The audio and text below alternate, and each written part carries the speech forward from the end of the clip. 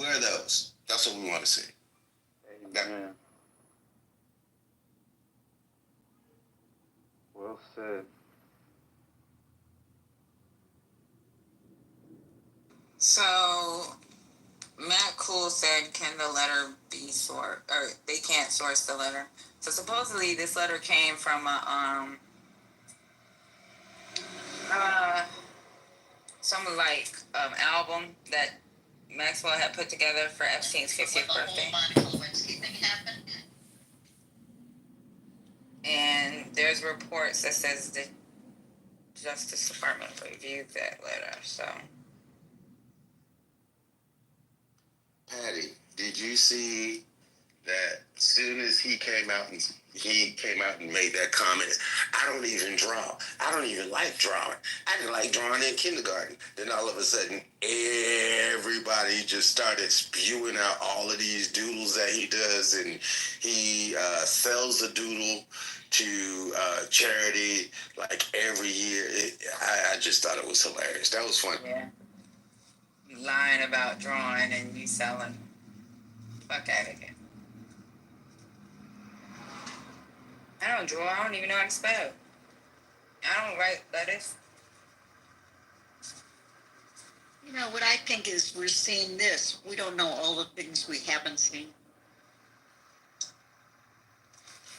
Well, there's too many people that have been talking on how fucked up the administration was in the first administration, and they're more in fear of a second administration with loyalists. So, not saying that they weren't loyal in the first administration, but at least a lot of them didn't want to go to prison, so they wouldn't fall in line. Either got fired or so. Well, for sure. But imagine, for example, if they uncovered a little letter that he wrote to Putin, and suddenly, you know, this becomes a national security issue. I mean, there's just, this thing happened to slip through, but we don't know how much stuff is out there that is compromising. Well, we do know from Lev Parnas' confession to Congress that there's a lot of shady shit going on in the administration back then. Well, and I'm sorry. Mm-hmm. Whether you want to believe Lev or not. You know, the reason I believe Lev is that I don't think he has anything to lose, frankly. I mean, he did his time. He has been on the inside. And so, you know, I look at what his motivation is. I look at what his risk factor is. And it would seem to me he doesn't have anything to lose. He only has something to gain by, you know, coming clean at this point. I mean, he's been doing that for a long time, actually. I don't like the guy. I don't support him. You know, yuck. But he is, you know, it is surprising, actually, that people who've been on the inside of all of this fuckery are going to be the ones who have the information.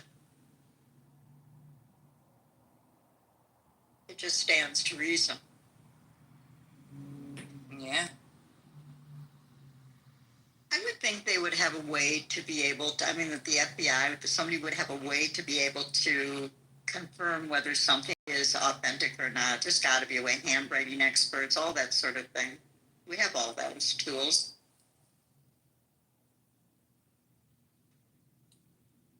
And the DOJ definitely has those tools, so they know what's real and what's not. And I believe he does too, so. You know, Patty, it also scares me because when things like this happen, to me, they are the impetus for him to do something worse, for him to take us into a war situation, to create a martial law situation, to do something really damaging and dangerous to distract and get the attention off of himself. Then I think we're at a danger place. It's not just the thing itself, it's the fact that the focus is now on that.